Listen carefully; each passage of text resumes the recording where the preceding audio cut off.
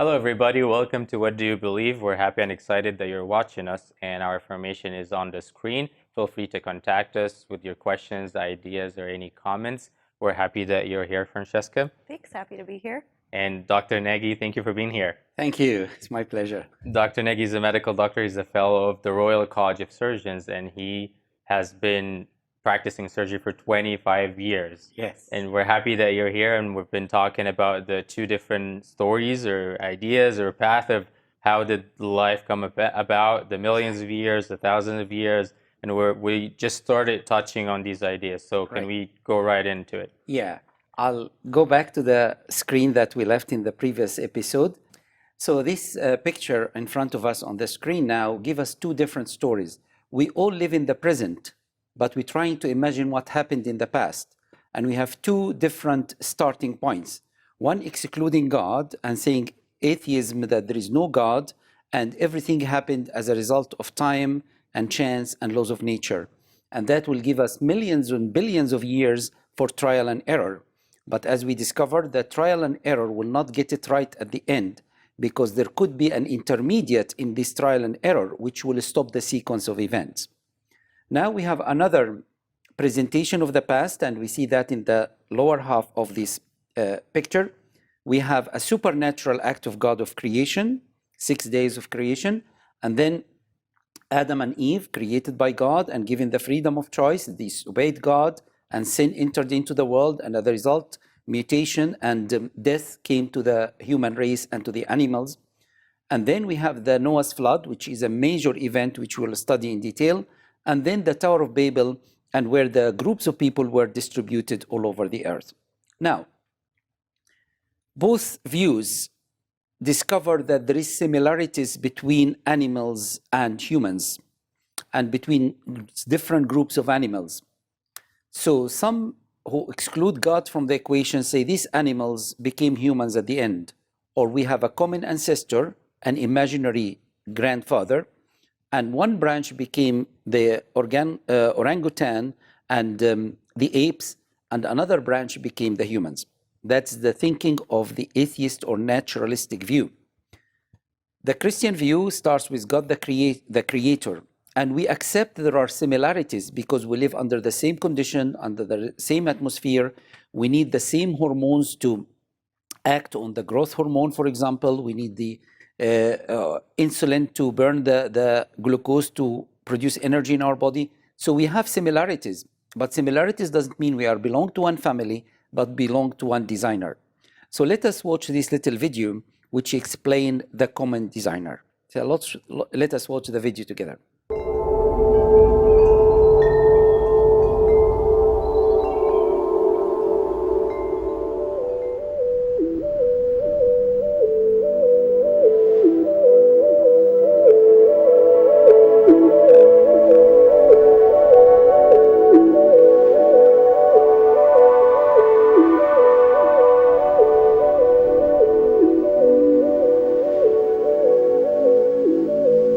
Organisms are similar in many striking ways. They're made of similar chemicals, run by a similar genetic code, and designed with similar cell structures, similar organs, and similar complex organ systems like skeletons and nervous systems. Why do we find so many similarities at so many levels? Many people believe these similarities arose because of common descent, but a biblical perspective suggests a different reason. The Bible tells us that God created all things in the beginning. If a common designer made everything to coexist in the same universe and follow the same natural laws, you'd expect to find many similarities among the things he created. After all, even human designers integrate similar parts in different things they design.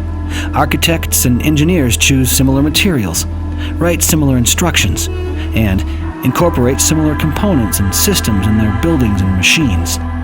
The similar integrated chemicals, codes, and systems found in living organisms give compelling evidence of a common designer, God. Creation is sprinkled with similar wonders of design that are clearly God's handiwork. Consider the spiral forms in galaxies, ferns, and snails, which suggest a designer who loves beauty in his designs. We also find complex integrated systems in different animals, which no one believes arose by common descent. Sleek designs for swimming in mammals, fish, and plesiosaurs. Marvelous designs for flying in mammals, birds, and pterosaurs. And elaborate horn-like designs in mammals, dinosaurs, and insects. Every corner of the universe, at every level of organization, the hand of God is clearly seen.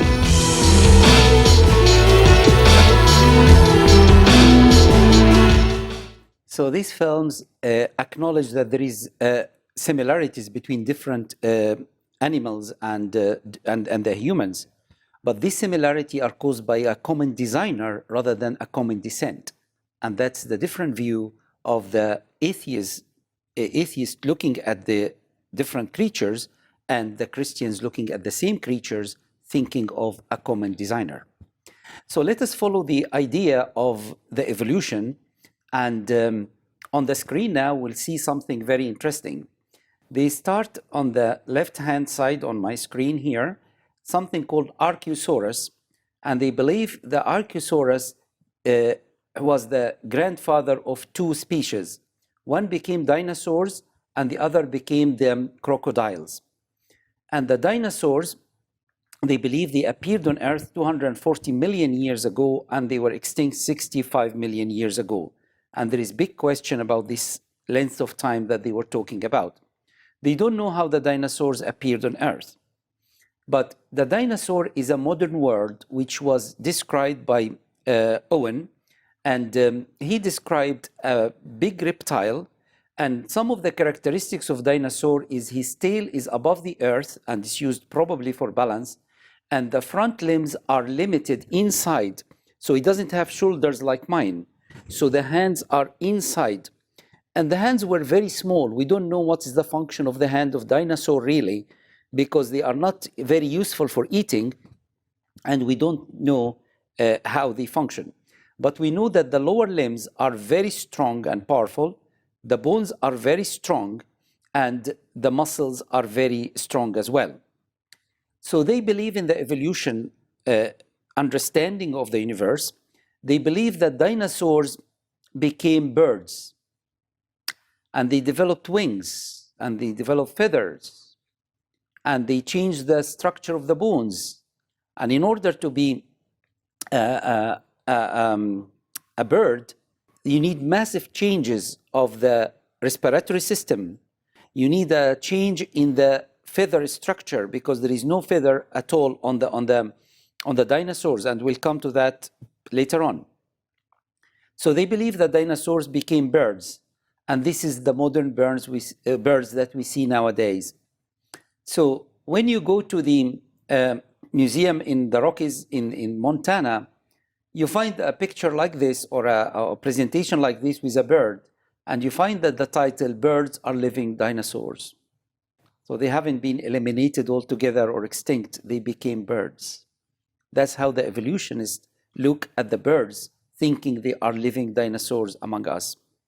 For that to happen, there are massive changes that happen in the respiratory system, in the digestive system, in the flying mechanism, in the formation of the feather, because this is very complicated. If the story is true, that means we must find intermediates of development to come to the stage of being birds coming from dinosaurs. Let us see this film, which shows us the mechanism of flying, and keep in mind the picture of a dinosaur and see how this dinosaur will fly according to the evolutionist idea. Let us see this film together.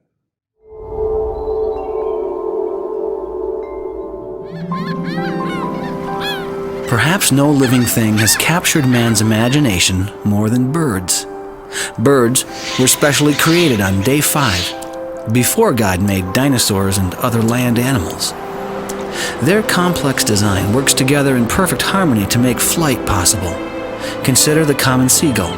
First, it's designed to be light. Its bones are hollow, but strengthened by braces. Engineers have adopted this same design in airplane wings and steel girders, because it's ideal for minimum weight and maximum strength. In addition to being lightweight, birds are well balanced, with their weight centered under their wings. Powerful breast muscles pull the wings downward, while an ingenious pulley system pulls the wings upward. Another design is the bird's wishbone. Formed by the fusion of the collarbones, the wishbone is both sturdy and flexible, so it keeps the force of the wing muscles from crushing the bird's chest. Birds also have a high-performance breathing system unique in the animal world. Rather than constantly lifting and lowering a diaphragm and ribs, their muscles pump air directly into air sacs and hollow bones. At the same time, the strong but light rib cage is held rigid by a clever combination of fused bones and struts. A critical design in birds is a broad surface area for lift. The bird's wings and feathers accomplish this beautifully. The central veins of feathers are hollow for lightness, and crisscrossed with barbs and barbules for maximum strength. And at the base of the feathers, individually controlled muscles move and rotate each feather, changing the shape of the wing to maximize lift. Feathers in the tail and wings also control navigation. Every feature of birds, from the muscles in the chest to the feathers on the wings, is well designed for flight.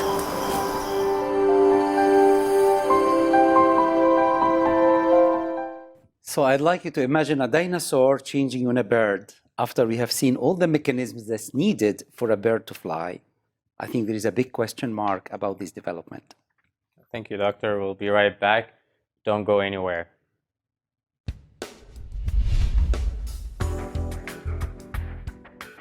Thank you for tuning in. If you have any questions or comments, or if you'd like a copy of this episode, please call 714-709-4300 or email us at info@alkarmatv.com. You can also visit our website at www.alkarmatv.com. Also, you can write to P.O. Box 3610, Seal Beach, California 90740.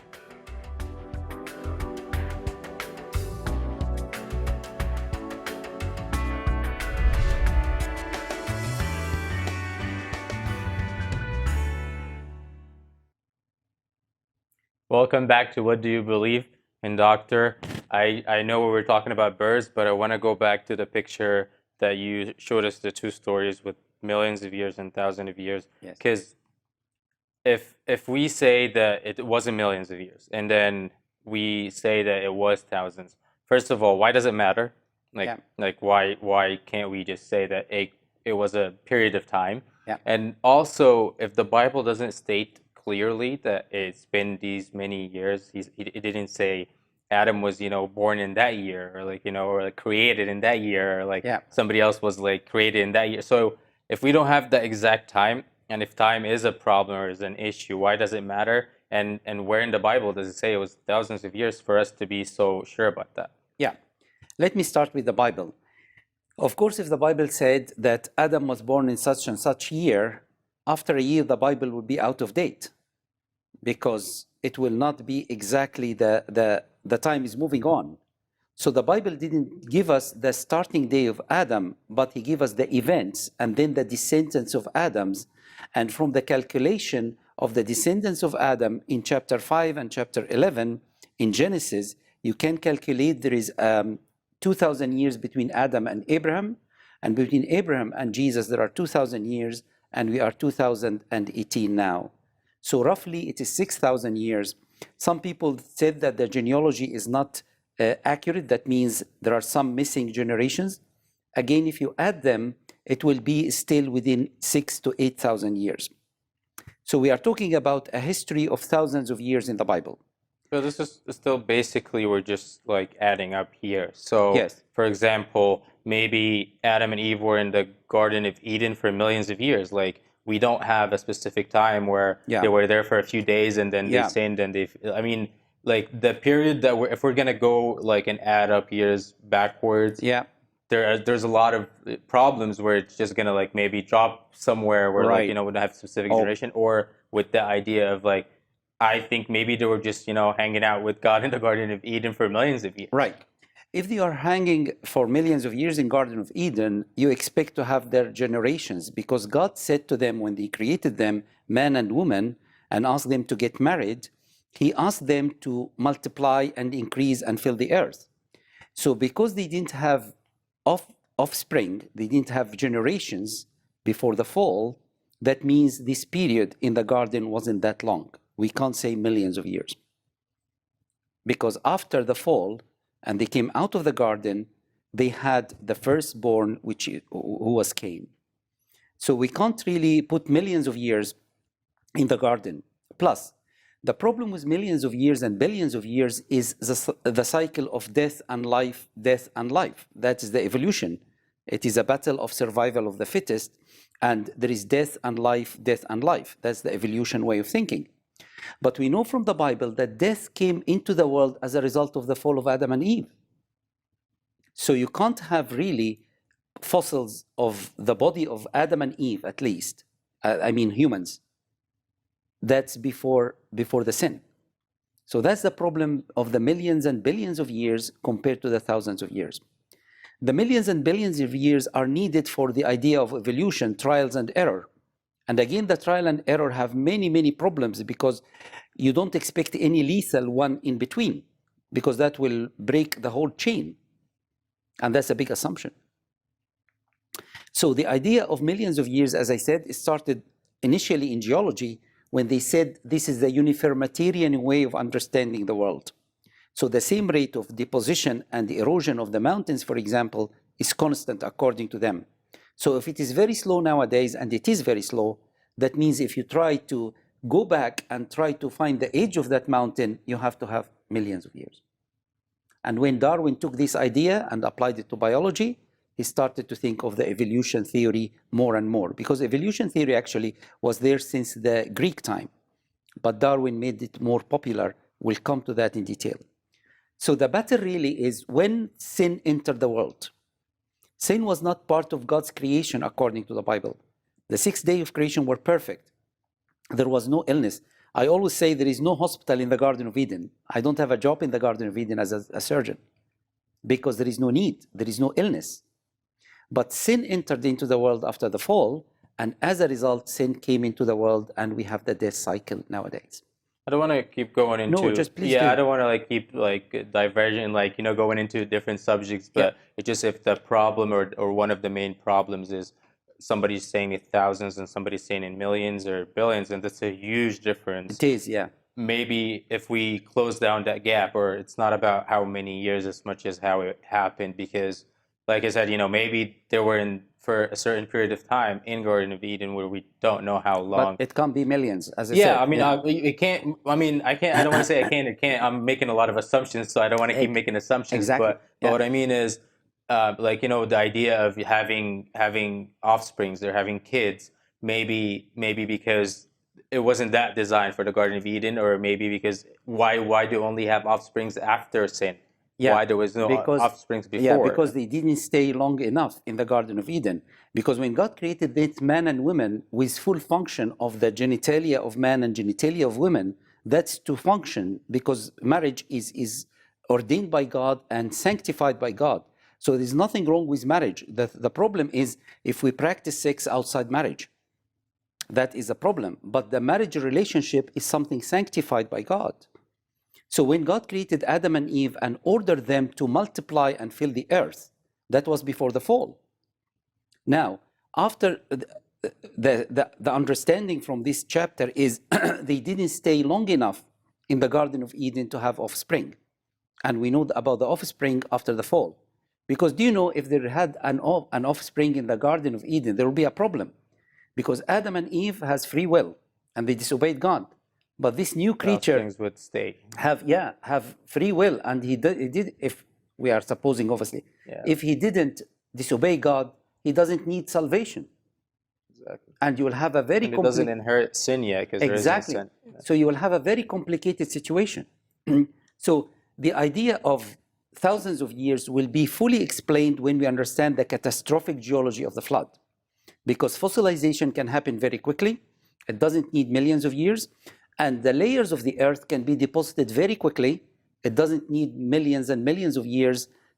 according to uniformitarian. So there are two different understandings of the universe: uniformitarian geology and catastrophic geology, the flood. And when we understand the catastrophic geology, that will swallow all these millions of years. So last note, and we'll move on so that Sure. like I'm not going crazy now. No. But if God is outside of time, Yes. because he's obviously outside, like he's bigger than anything that we Yes. can comprehend. Yeah. And what about Adam and Eve in that presence or in that time? There wasn't a time, because again, the Bible doesn't, I'm just trying to go back that the Bible doesn't state anything about that, where there was no time. And it's now starting to, like, from sin, this is day one, kind of like, not day one, but like now we're counting the time. Okay. And also with the sin, there's the curse that hit the earth that I believe that could have, changed the age or how you're, how you're aging, Right. the earth is aging. So I just want to, because I believe like this is a huge problem. It is. And it's affect, like I've experienced it like in a psychology class where the professor said, there's no way it's been thousands of years. And if the Bible is saying that, then it's basically nonsense. You know what I mean? It depends. So, Yeah. and I went to him and I'm like, where in the Bible does it say that it's been thousands of years? Yeah. And he said, I don't know. And I'm like, there isn't anything in the Bible that says that. Yeah. But we're trying to just go back in time and add up the years Yes. to kind of have an estimate of when it started, but we don't know Yes. for sure. So if that's a problem, how can we close that gap with all these theories that, again, I'm making assumptions, I'm not proving anything, Yeah, right. That's very interesting. You started the time with Adam and Eve. Actually, time started in day one when God created. So that's the problem, okay? So in the beginning, that's the time started to count. God created the heavens and earth. And there were 6 days of creation. And how do we know the day is a day? Because the day can mean any length of time. I can say in the days of my fathers, this is not 24 hours. I can say I came to Cincinnati or California or something in the day. That's during the daytime. So the day, how would I know if it is 24 hours? The language tells us if there is evening and morning, that means 24 hours. If there is number associated, number 1, number 2, number 3, that means associated with 24-hour day. In the days of creation in the Bible, it says evening and morning in all of them, 6 days. And it says number 1, number 2, number 3. So time doesn't start with Adam. Time started before Adam, 5 days before Adam. So that's when the start of the time. And from Adam to Abraham, we can calculate 2,000 years. And from Abraham to Christ, 2,000 years. And now we are 2018. So the idea is God supernaturally created the world in 6 days. It didn't come as a process of events, just happened by chance and death and life and death and life. There is a superpower that's God miraculously creating in these 6 days. We cannot do that and we cannot repeat that. So we'll discuss the age of the earth again and again and again, but your professor is saying it's impossible to be thousands of years because he is following the uniformitarian way of thinking. But if he understands the geology of the flood, the calculation will be completely different. So it's the starting point is essential here. Is it uniformitarian or catastrophic? And when we study the geology, we'll discover that Charles Lyell said, we have to study geology as if Noah's flood never happened and Musa's writing never happened. So you want to exclude the Bible, you will have to come to the millions and billions of years to understand the world with the major problems that we discussed before. Well, thank you, Doctor. And sorry I took your time and asked a lot of questions. Yeah. But we'll keep talking, we'll keep asking questions, we'll keep trying to find the answers. And C.S. Lewis said once, if I find myself in myself desires which nothing in this world can satisfy, the only logical explanation is that I was made for another world. So think about it, take your time, do your research, and just ask yourself, what do you believe? We'll see you next time.